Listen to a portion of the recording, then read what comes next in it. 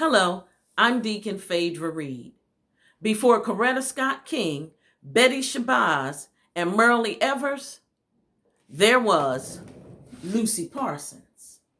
Parsons was born Lucia Carter in 1851 or 1853. She was the daughter of an enslaved woman, and it was said that the slave owner was her father. She was raised in Waco, Texas, by a mixed couple, her mother and a Native American man. Oddly enough, Lucy would marry Albert Parsons, a white man who had been a Confederate soldier. The Parsons moved to Chicago to escape the misery of being a mixed-race couple in the South. Albert became a labor movement activist in Chi-Town, while Lucy held it down at home, raising their two children and bringing in money as a seamstress. Together, they established the International Working People's Association, a labor union. Lucy often wrote for the union's journals. This powerhouse couple has been credited with laying the groundwork for the fight for the 8-hour workday. By 1887, Albert had been accused, tried, and executed for planting dynamite at a labor rally in Chicago's Haymarket Square.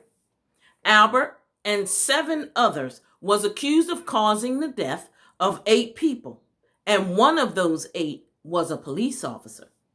Lucy always maintained her husband's innocence, often taking the opportunity to say that he was executed for many reasons, but none of them had anything to do with killing a cop.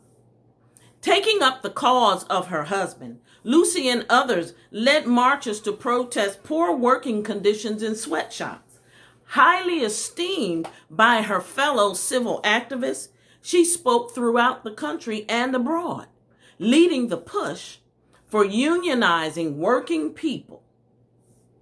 Sadly, though, Lucy began to move away from altruism, giving more of herself to anarchy.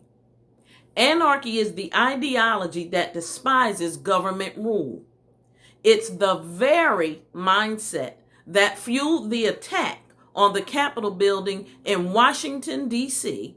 in 2021. Lucia Carter, the daughter of a mixed-race couple, didn't die in a blaze of glory. Instead, she died in a suspicious house fire in Chicago in 1942. It was the Chicago police in 1902 who named Lucy Parsons as the woman more dangerous than 1,000 rioters. Wife, mother, dressmaker, widow, publisher, labor union activist, eloquent and powerfully influential, Lucy Parsons.